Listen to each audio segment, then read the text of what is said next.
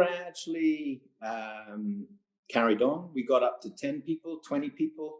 2008, the financial crash came along, and no, 2011 financial crash came along, made redundancies, which I've just been made officially the CEO. We'd been running things informally. So that was one of my first things, was to have to make people redundant, which was quite difficult. All friends going to the pub after work and restaurants, whatever.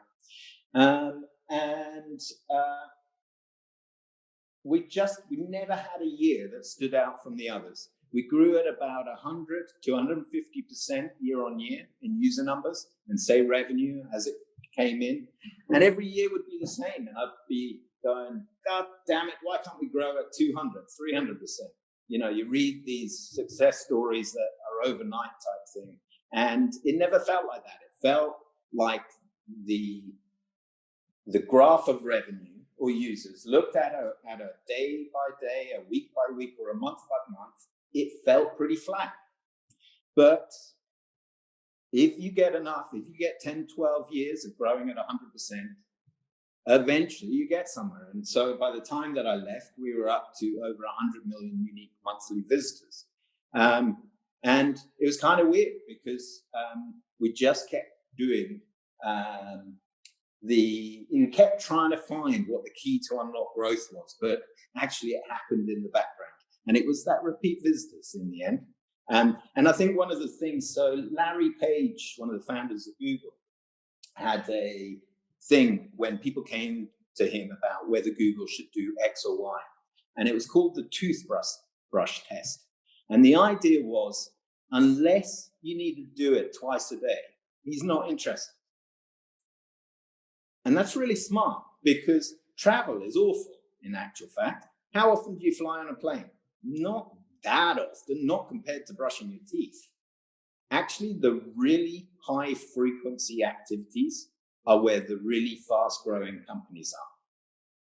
There are exceptions, but certainly in the consumer space, even startups that are SaaS products for other startups or businesses, so many of them, if you need to do it frequently, check metrics dashboards, then you've got a way of growing by word of mouth and such like, and not get stuck in a problem where in travel, most of our competitors would raise, say, $10 million, and they'd spend $9 million of it giving it to Google.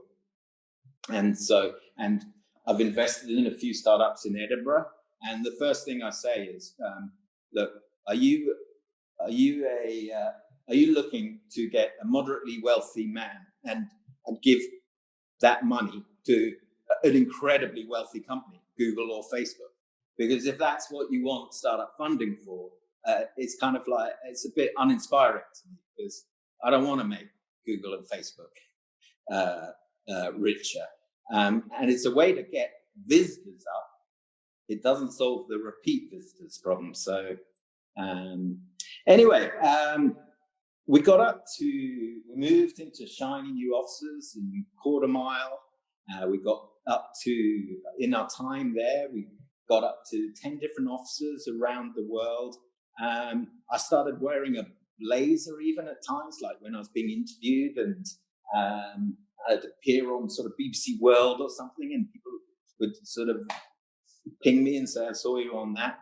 And I suppose I got used to my time was scheduled, like every half-hour slot had something, and sort of eat a sandwich on the way to a different thing.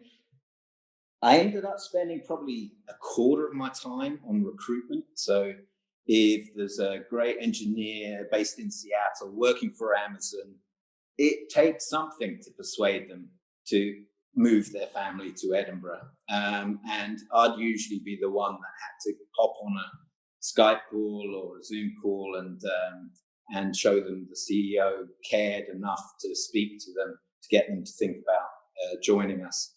And so it was intense, incredibly intense, really rewarding. It taught me, I'm essentially a geek by background. For me, the idea matters is the most interesting thing. The thought of managing people, 1,200 people towards the end, was a utter nightmare. Really didn't fancy doing that, but it taught me how much success is down to the tenacity rather than the quality of the idea. Thousands of people had the idea for Skyscanner, many of them earlier than we did. Thanks for watching this video.